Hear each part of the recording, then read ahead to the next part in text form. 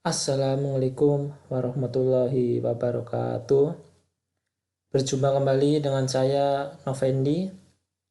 Pada pertemuan kali ini kita akan membahas tentang manajemen laba, atau kalau dalam bahasa yang lain adalah earning management.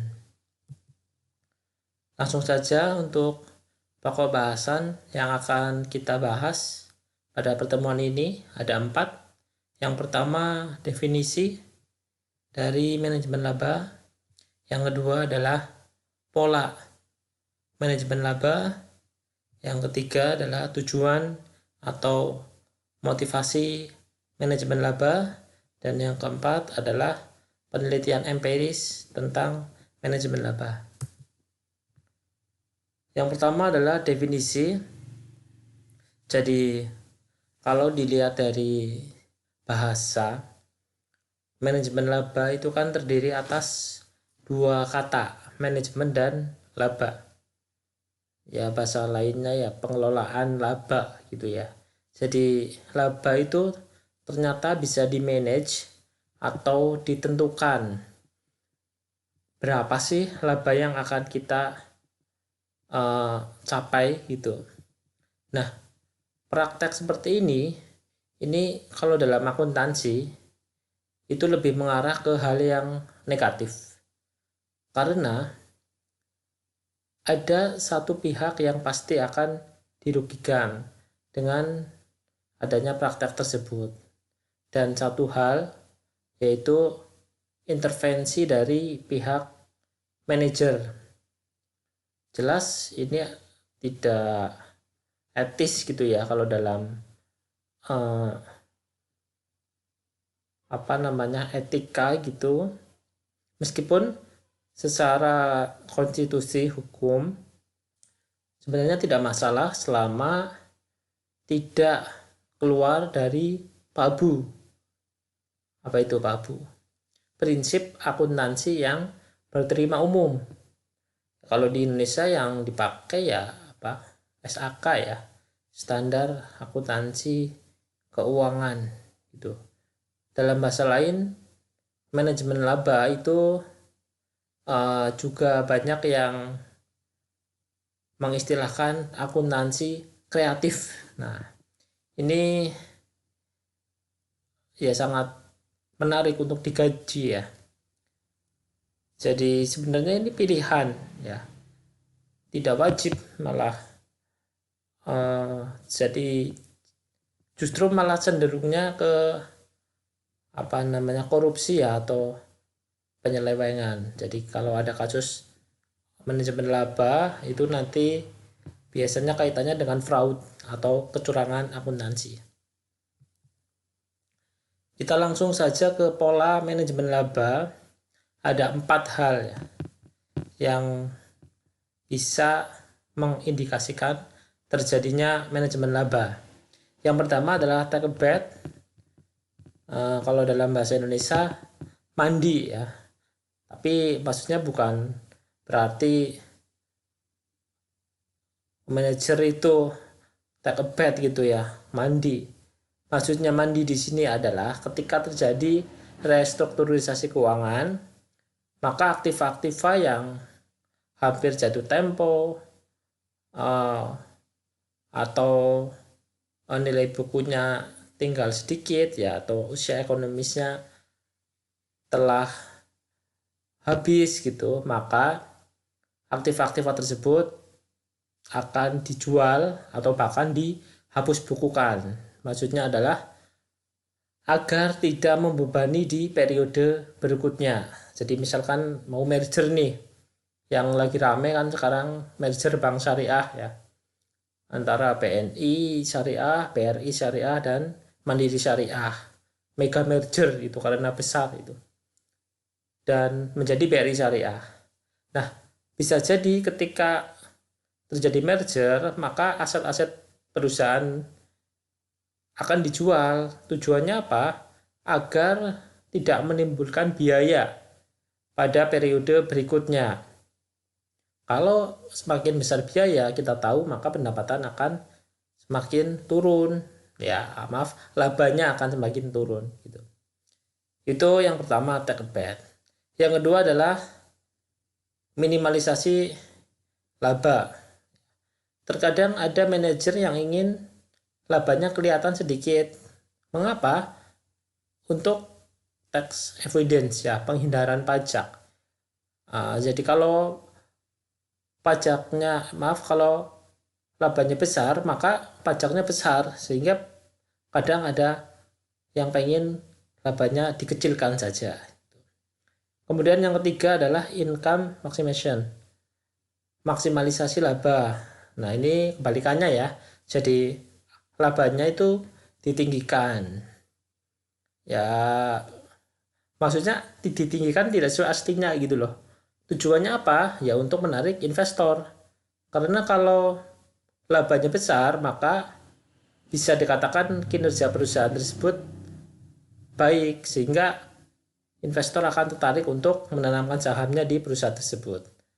Kemudian yang keempat adalah income smoothing, peran laba. Nah, ini juga patut dicurigai, ini ada yang tidak beres. Misalkan laba dari tahun ke tahun itu kok sama gitu, maksudnya nggak sama persis, tapi selisihnya sedikit, naik turunnya itu sedikit. Tapi kalau dilihat di grafik itu, maka akan lihat ada garis lurus gitu ya, itu income smoothing ya.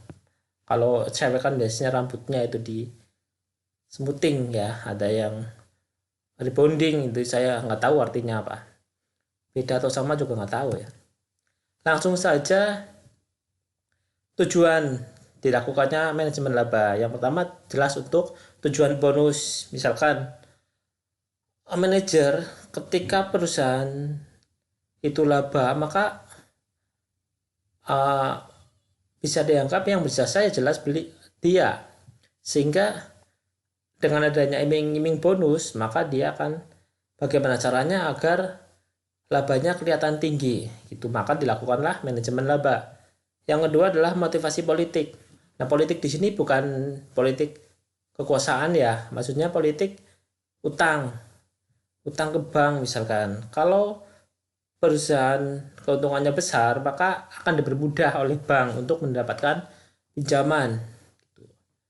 Kemudian yang ketiga adalah initial public offering atau IPO, penawaran saham perdana, atau nama lainnya adalah go public. Ya, ketika perusahaan itu memutuskan go public, maka akan dilihat dulu. Kalau keuntungannya besar, maka ketika IPO pasti akan banyak yang beli sahamnya, sehingga akan meningkatkan nilai perusahaan. Inilah 3 tujuan atau motivasi dari manajemen laba.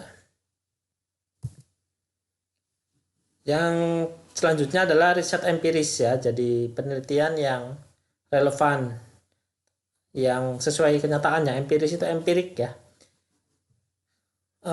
Tentang manajemen laba, ini saya ambil tulisan saya sendiri, belum lama ini ya, enggak, saya sebenarnya ini tulisan ya, ini Eka Riani Setiawan ya yang punya ide dia, ini saya hanya menyempurnakan saja, menambahi dikit aja.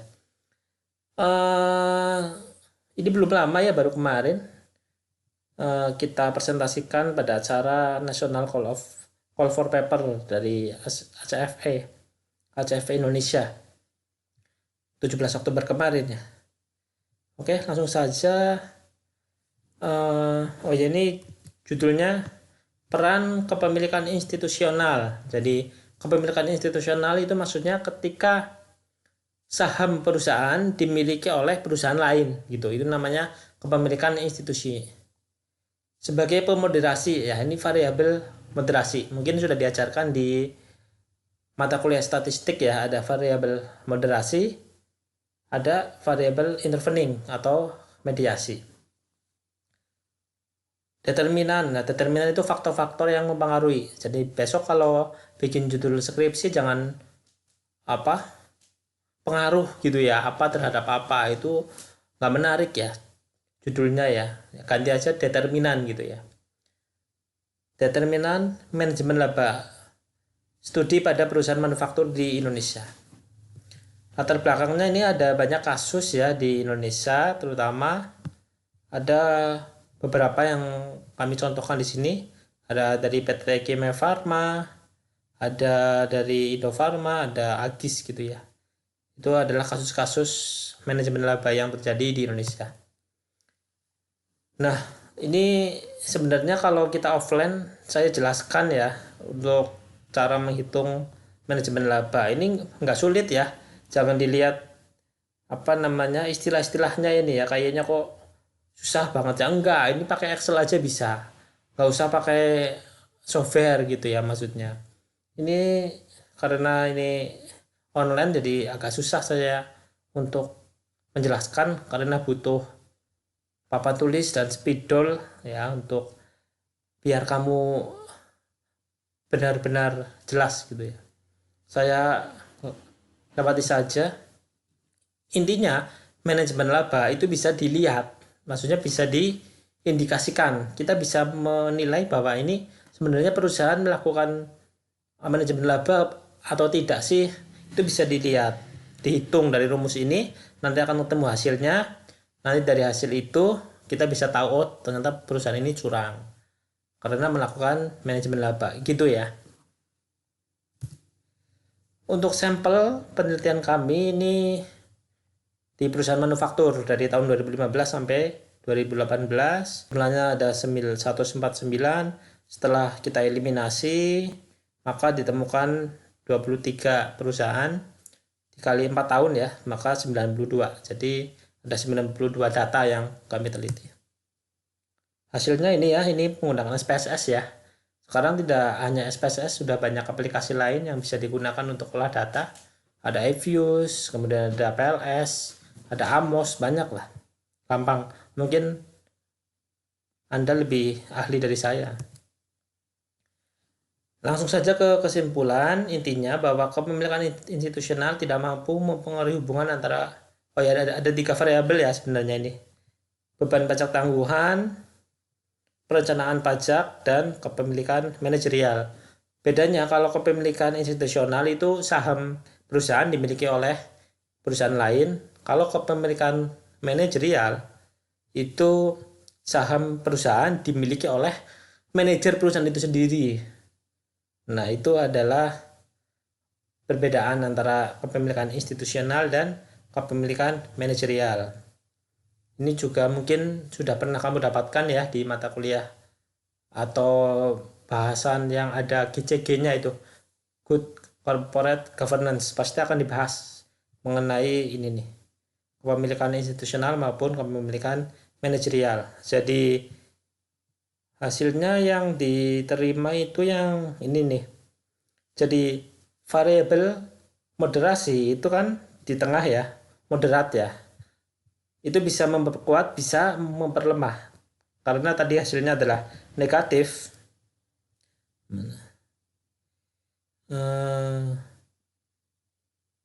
Yang keberapa tadi? Yang kedua. Ini ya hasilnya 0,00 ya. Ini kan kurang dari 0,05. Itu berarti variabel kami diterima, tapi ini lihat angka nyatanya negatif ya. Jadi mempengaruhi tapi memperlemah karena negatif ya. Kalau ini hasilnya tidak negatif, positif, nah berarti memperkuat gitu ya. Itu di mata kuliah statistik lah, kamu lebih paham pasti dari saya. Itu saja dari saya untuk pertemuan hari ini. Mungkin agak kurang jelas ya karena ini memang agak berat materinya. Saya sempat berpikir apakah saya lewati saja, tapi nggak apa-apa. Saya tetap berikan, paham atau tidak nanti bisa dipelajari lagi ya dengan cara mengerjakan tugas dari saya ya. Ini insya Allah nggak berat lah. Tugasnya ini 4 saja biasa. Kamu kerjakan di Google Form ya, jawabannya saja silakan diketik. Tolong kalau browsing itu jangan apa ya sama persis ya, jangan di copy paste kok sekelas sama semua jawabannya ya, agak modif sedikit lah pakai kata-kata kamu gitu ya. Mungkin itu saja, mohon maaf kalau banyak kekurangan. Saya akhiri. Wassalamualaikum warahmatullahi wabarakatuh.